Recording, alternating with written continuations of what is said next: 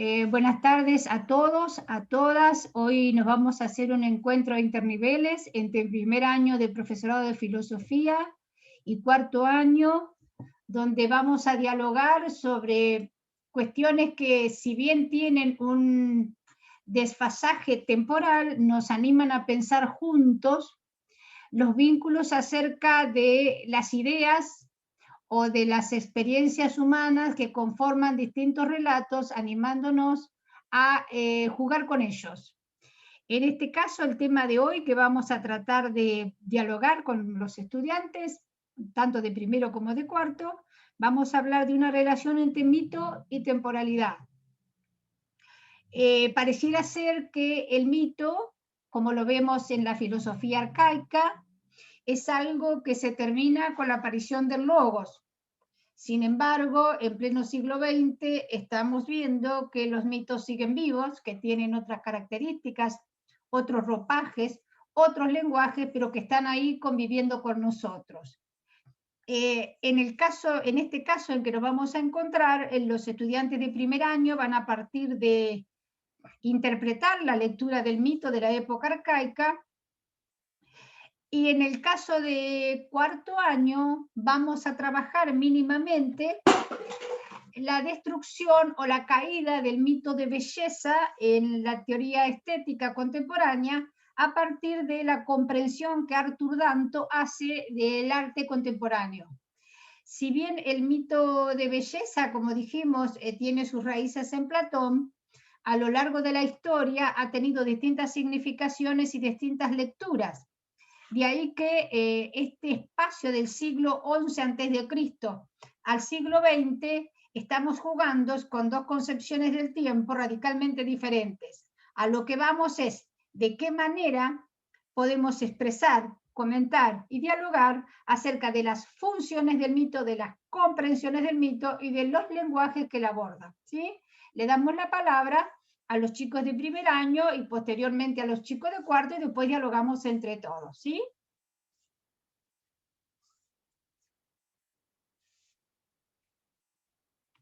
¿Quién toma la palabra de primero, chicos, chicas? ¿Entre dos o tres?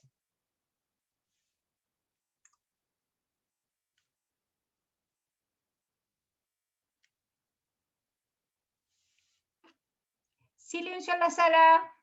¿Qué pasó? Pánico escénico. Pánico escénico. Bueno, yo acompaño. Vamos, Ahí compa. Entre la ahí pude señorita conectar los auriculares. Marianela Irós, la señorita Rosana Cardona, el señor Federico Kiewicz, Sí, la señorita aquí estamos. María Lejona, vamos a tratar de enredar palabras, ¿sí? Entonces yo les pediría, les sugeriría que leyeran parte de la construcción teórica que hicieron el otro día como para empezar a poner en escena este juego que pretendemos hacer, ¿sí? Dale. ¿Sí? ¿Las tenés vos ahí, Lucas, a las nuestras? Lo que pensamos, sí. Sí. Sí, sí, lo que escribieron el otro día y o lo exprésenlo con sus palabras, no hay problema. Bueno, el otro día, a partir de un texto llamado La memoria de los poetas, anduvimos reflexionando sobre el rol del poeta, de la palabra y todo cómo era en esa época. Y a partir de dos preguntas intentamos desarrollar un poco eso. Hablábamos de la labor y el poder que tenía el poeta, debido a que, bueno, tenía una palabra eficaz, que, bueno, en su momento se nos preguntó a qué se debía que la palabra era eficaz y, bueno, tuvimos que investigar acerca de ese por qué y, bueno, en gran parte era porque se encontraba en una sociedad oral, en donde todo se transmitía por el habla, entonces la palabra cobraba una gran importancia. Y a partir de eso el poeta podía alabar o enaltecer, trascender o incluso hacer olvidar a ciertas personas mediante la astucia o el engaño.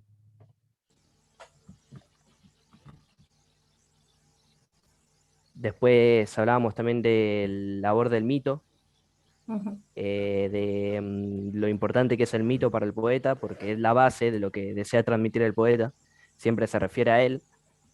Y no sé si querés decir algo, María. Y sí.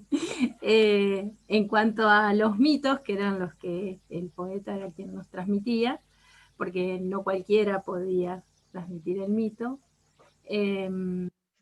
recuerdo que hablamos que como que el mito era el que le daba ese poder. A través de las musas, el poeta interpretaba esta historia y la transmitía al pueblo. Sería.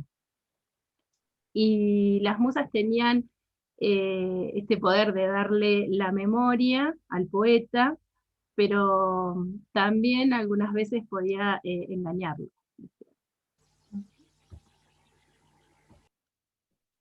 Y aprendían por sí solos los poetas. ¿Cómo No, hacían? eran las musas. Ah, Bien, las musas jugaban lo que fue, lo sí, que es y lo que lo será. que sí, Y lo que sí. será.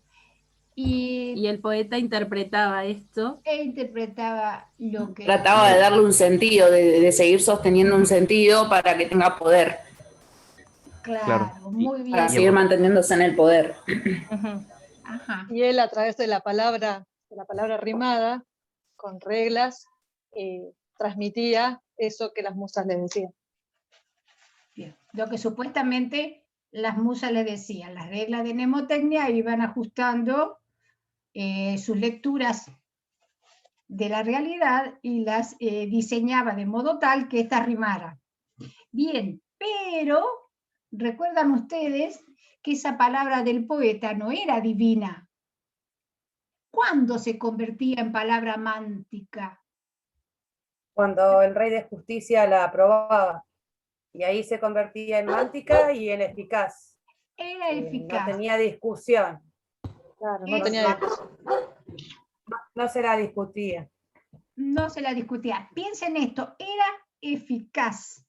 Es como cuando hoy hablamos de la eficacia simbólica de una palabra, bueno, el peso simbólico.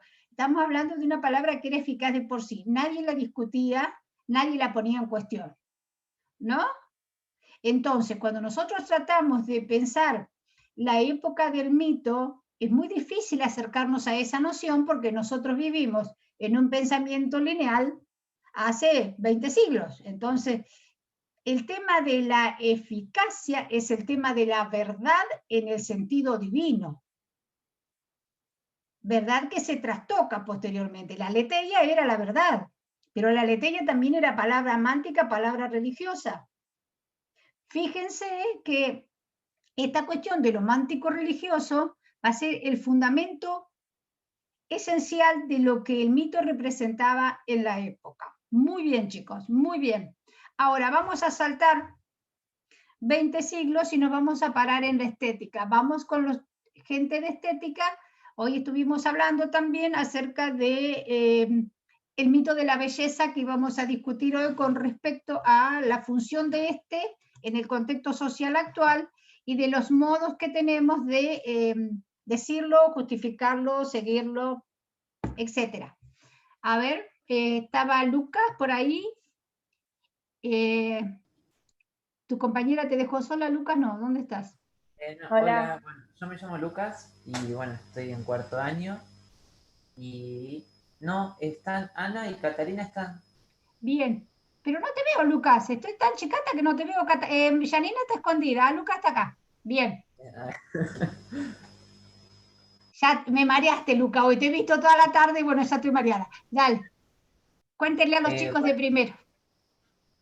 nosotros estamos trabajando en estética contemporánea, es la materia, el, el primer capítulo de un libro que se llama El abuso de la belleza, que el autor es Danto Artur.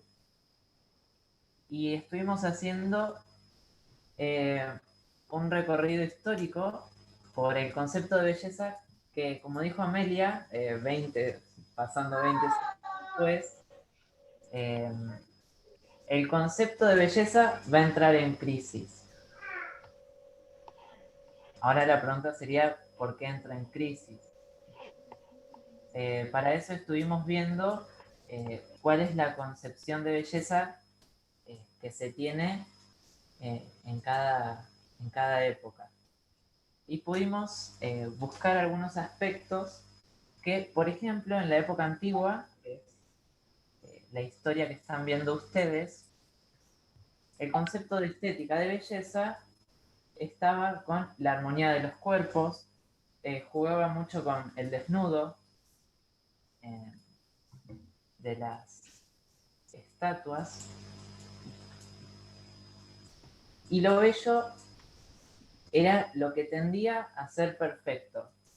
La belleza se le asociaba a la perfección, por eso esta armonía del cuerpo, de lo bello.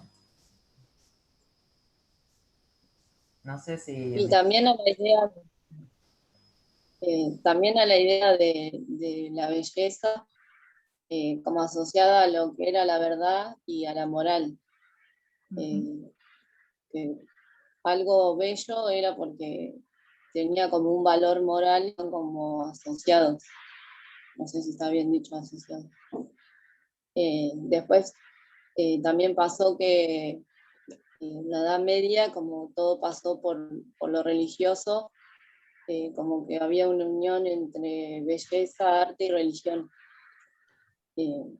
Bueno, después ya más lo que tanto cuenta en su libro, él era filósofo del arte.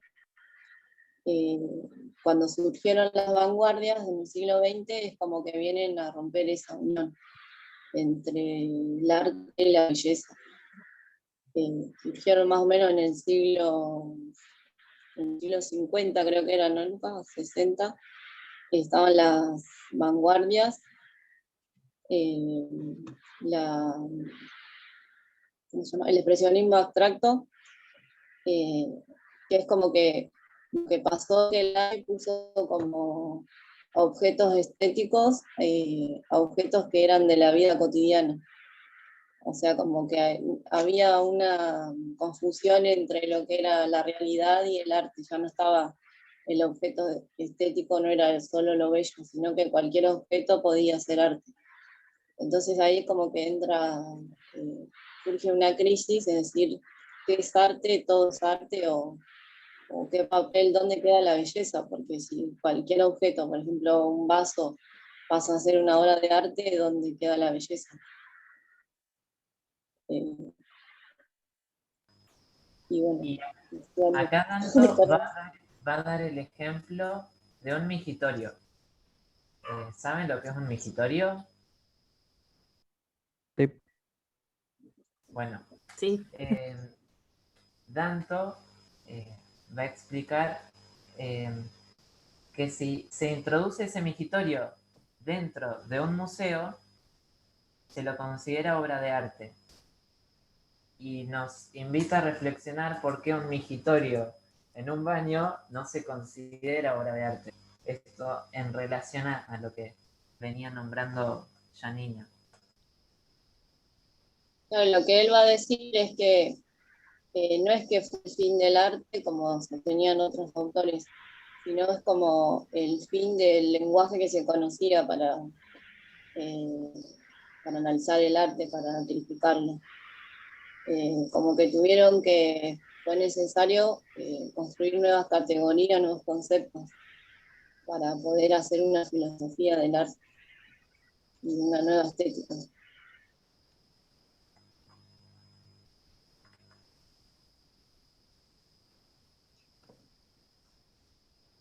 Bien, ¿La ¿y qué? filosofía sale de la calle? ¿Cómo? ¿La Dice que no. filosofía del arte sale de la calle? Con Minujín, con demás. A ver, ¿me doy la palabra? El tema es que el museo va a salir a la calle en la época de década del 60 como un cambio radical en la perspectiva de lo que era el arte o el arte aurático dentro de los museos. Y posteriormente, cuando deja de tener impacto el arte en la calle va a entrar a los museos. Se va a empezar a llevar ladrillos, se va a construir estructuras de hierro dentro de los museos. Pero una de las cuestiones más importantes que hablábamos con los chicos hace un rato es la aparición de la performance. En la década del 70 más o menos comienza a aparecer la performance. Y ahí es donde dice Danto el quiebre más radical con la idea de estética y con el concepto de belleza como un mito que se había trasladado a través de los años con distintos enfoques, pero convirtiéndose en la búsqueda de toda obra de arte. ¿Por qué la performance? No sé si algunos chicos deben saber lo que es, supongo. Al tener el cuerpo como soporte material de la obra y no tener ningún marco teórico para referir la producción artística, cambia el escenario, pero no tiene lenguaje. Uno de los grandes problemas, dice Danto, es que el mito de la belleza cae porque no hay lenguaje. Es decir, el lenguaje ha caducado de manera radical con respecto a lo que se venía utilizando para hablar de arte. ¿Y qué pasa con la aparición del cuerpo como obra de arte? Hay dos maneras de verlo. Una, el quiebre con la estética en el sentido de la obra perfecta, la obra encuadrada, la obra íntegra. La performance es una obra sin concluir, la concluye el espectador. Otra, cambia la percepción del tiempo. La performance está en un momento, necesita ser registrada para tener existencia, pero no tiene un marco teórico que la vale. Entonces, los críticos de arte se van a quedar sin conceptos que aludan a lo bello para poder interpretar las obras de arte en ese momento, que es la performance. Pero también una cuestión muy importante que va a desmitificar ese concepto de belleza es la aparición del cuerpo. Pero el cuerpo como cuerpo sentido, como cuerpo habitado y como registro social y político del cuerpo en un lugar determinado. Yo le decía hoy, comentábamos, un cuerpo desnudo en la calle iría preso. 50 cuerpos en una performance son fotografiados y andan a nivel mundial y no sucede nada. Entonces, ¿cómo cambia el registro social de una intervención en una determinada performance por la cual el concepto de belleza no tiene lugar? El concepto de belleza tal como venía siendo el mito a través de la historia, como la búsqueda de perfección, de absoluto, de pureza, que se expresa en la obra de arte, cae definitivamente. Ahora, el tema de fondo, para involucrar los dos aspectos, es esto que estoy diciendo acerca de la caída del mito de la belleza, demanda de una explicación racional o de una argumentación que dé cuenta de la caída. Cuestión que el mito de la época arcaica no, porque la palabra era eficaz por sí misma. Entonces el mito no necesitaba ninguna explicación para poder ser comprendido, sino que el mito era vivido. Era parte de la vida, no algo que se buscaba ni un objetivo. ¿Se entienden las dos visiones del mundo? Y el problema central ahí es el problema del lenguaje, ¿sí? De cómo se configura el lenguaje en uno y en otro. Pero también tenemos que pensar que estamos hablando de una sociedad oral, estamos hablando de una sociedad virtual, ¿sí? ¿Cuáles serían los caminos para pensar el mito de la belleza en una realidad contemporánea que ficciona con los cuerpos y que ficciona con las imágenes? Entonces, es decir, este juego en los tiempos, en las épocas, nos debe permitir pensar que los conceptos de por sí, los criterios de por sí con los que se enuncia o se comprende o se explica una obra son contingentes, ¿sí? Tienen validez para un determinado tiempo, porque después no significan nada. Hoy un concepto de belleza no significa nada, porque no tiene una matriz o una búsqueda, ¿sí?, que lo mantenga como modelo. Entonces, ¿cómo vamos a pensar el mito de la belleza hoy si no hay un arquetipo en cuál referir el mito? El tema del argumento es central para poder pensarlo hoy. Bueno, les abro, yo por mi parte, les abro la charla a ustedes, dialoguen entre ustedes, pregúntense entre ustedes. ¿Sí? No sé si las profesoras quieren acotar algo. ¿Las colegas?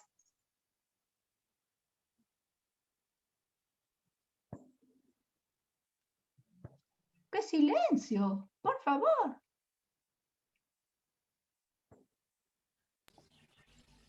Silencio total. ¿Puedo?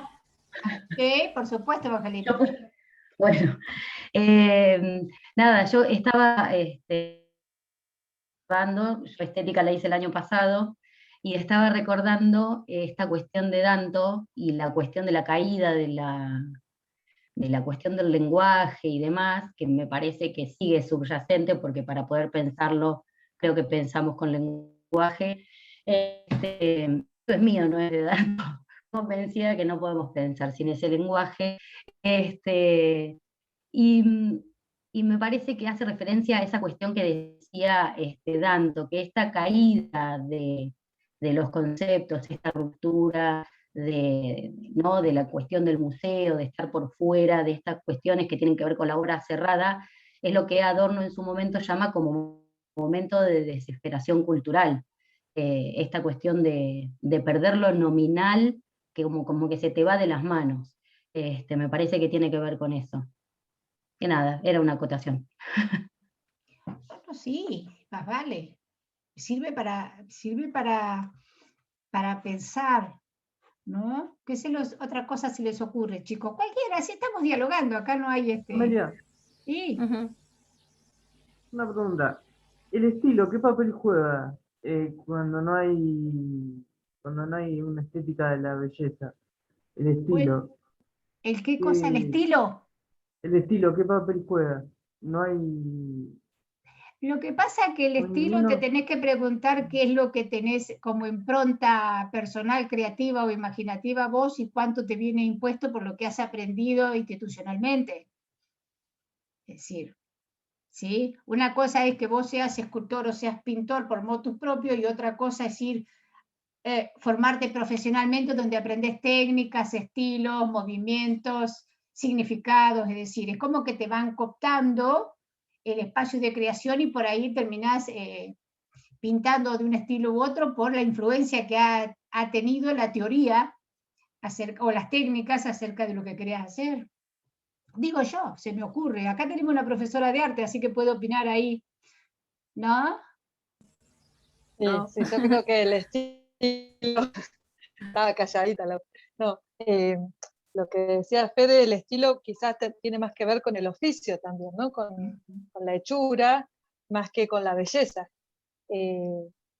Lo que dice Danto, en cierta forma, es lo que viene a marcar en esta época, y nos pasa en la escuela, cuando alguien te dice, no, pero no me salió lindo. O sea, todos tenemos ese mito, por decirlo, de la belleza, y tratamos desde algún lugar de sacarlo.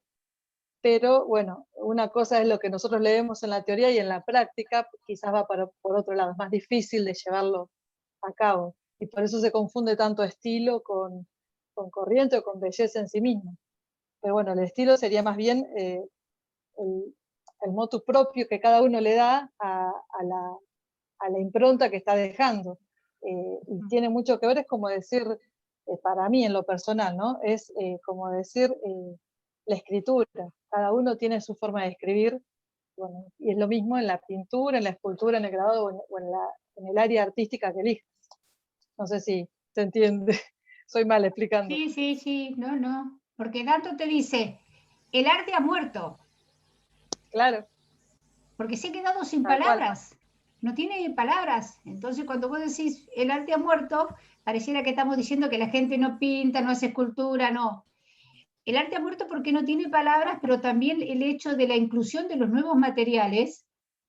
Es decir, antes era el óleo, ahora tenés infinitos materiales, incluso las producciones a través de la tecnología. Sí. Claro, la tecnología también cambió todo, porque aparte lo que pasó a ser temporal y efímero, que antes estaba en un museo y quedaba siglos, y eso también es algo que es difícil de medir, y ahí lo bello no entra, ya no tiene lugar, digamos. Claro, por eso hay una movida tan grande de lo que se llama la antiestética. Como la intervención al obelisco. No escuché. Como la intervención al obelisco. Sí. Claro, eso es una performance. Eso justamente es una es algo que empieza y termina, que tiene es cortita, es efímera, entonces eso hace que si vos no estás en ese momento y no sos partícipe, porque el público es partícipe de esa obra de arte, entonces no, después no tiene registros. Bueno, sí, un registro podría ser un video, pero ya no es lo mismo que estar en el momento y en el lugar. Sí, sí, tal cual. No sé si los compañeros vieron que subía el grupo de estética una noticia que un artista subastó una obra invisible. ¿Puede ser? Porque es como que la conexión es malísima. Sí, Perdón. yo leí esa noticia de lo que está diciendo, era muy loco. Una obra invisible en... ¿Cuánto eran? Muchos millones, era mucha plata. Creo que 18 millones o algo así. Sí. Sí, era muchísimo, sí. Yo me quedé pensando en esto que decías, Amelia, sobre la caída del mito de la belleza, por qué no se puede sostener como se sostuvo el mito arcaico tanto tiempo, qué sé yo. Y pensaba en esto que decíamos, que era como una característica fundamental, que era eficaz la palabra del poeta, y tal vez en la actualidad, o ahora acá más adelante, este mito de la belleza no se puede sostener porque tal vez hay muchas palabras y cada uno tiene una opinión diferente, entonces ya no es eficaz. No puede ser. Digamos, se dejó el racionalismo de lado. Es que el racionalismo ni siquiera era pensado en esa época. No, me refiero ahora. Ahora. Digamos, se está dejando el racionalismo de lado. Está ocurriendo un traspaso, si antes era del mito al logos, ahora del logos al... Y podría ser. No sé, a algo. No se me ocurre qué. La realidad humana tiene tantas aristas como vos quieras mirar. Es decir, no podemos. Fíjense que yo les decía hoy medio en broma y medio en serio, pero es en serio que lo pienso, que del mito de la belleza se pasó al mito de la eterna juventud porque es más redituable. Yo me pregunto algo. Sí, Alejandra. Si esta ruptura del mito de la belleza no tiene que ver con la realidad tan efímera y cambiante, que no podemos amoldarnos a algo porque ya tenemos algo nuevo. Y lo pienso como la realidad, la cotidianeidad. Todos los avances tecnológicos y científicos son tan permanentes, vertiginosos, que hace que no nos podamos parar en un lugar determinado. Y lo pienso en la antigüedad y eran muchos más estables.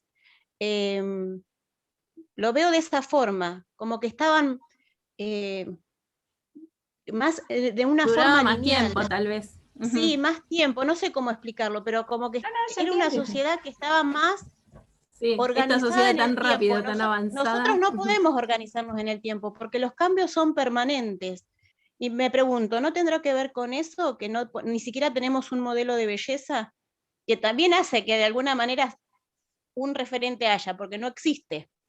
Volveríamos al principio de la clase anterior cuando hablamos del término caos. Bueno, yo pienso que es muy subjetiva la belleza, cada uno tiene su... Ya quiere hablar Macarena. Dale, Macarena. ¿Cómo están? Buenas tardes.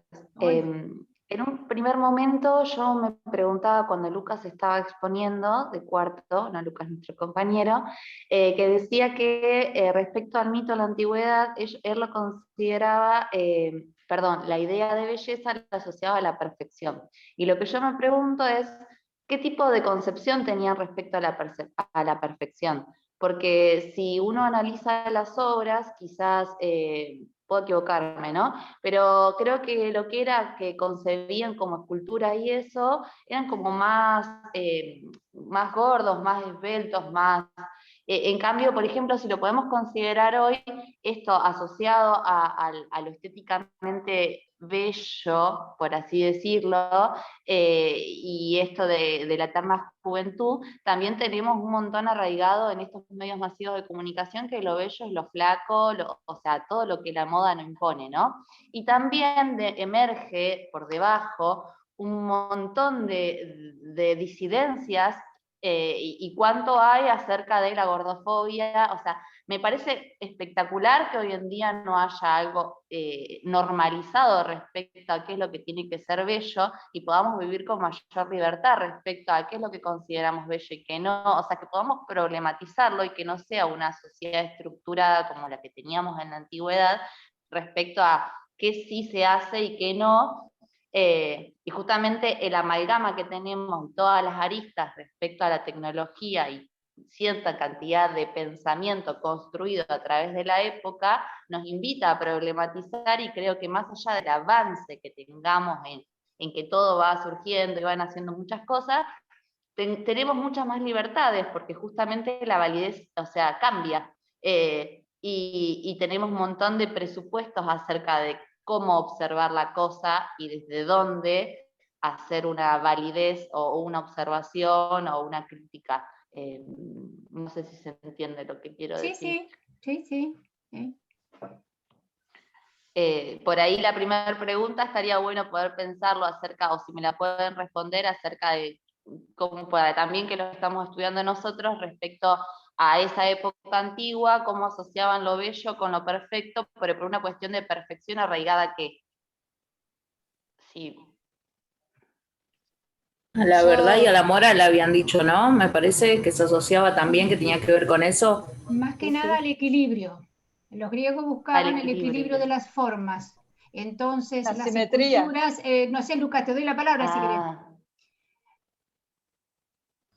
querés. Sí, yo iba a responder algo muy parecido porque iba a dar el ejemplo del cubismo, por ejemplo. No sé si han visto obras relacionadas a la corriente del cubismo, que si uno compara el cubismo con las obras de arte de la antigua Grecia, ahí uno ve una asimetría, pero que no se entienda esta asimetría como algo feo, sino que en los griegos se ve, quizá es como vos decís, que sea una escultura que muestre una obesidad, pero eso no implica una asimetría, sino una simetría. Y en cambio, tal cual. En el cubismo se muestra... Que los griegos tenían fórmulas, chicos, fórmulas para hacer las esculturas. Vos podrías ser alto y flaco, ellos te hacían gordo y petizo. No tenía que ver con la percepción del artista, sino con los catálogos, con las fórmulas que tenían, porque tenía que haber un equilibrio. Siempre buscaban el equilibrio y el término medio. Cortamos porque se termina y venimos con otro Zoom para ir terminando, ¿les parece? Amelia, sí. Yo quería agregar, eso era el canon griego. Tenían una fórmula. Tal cual.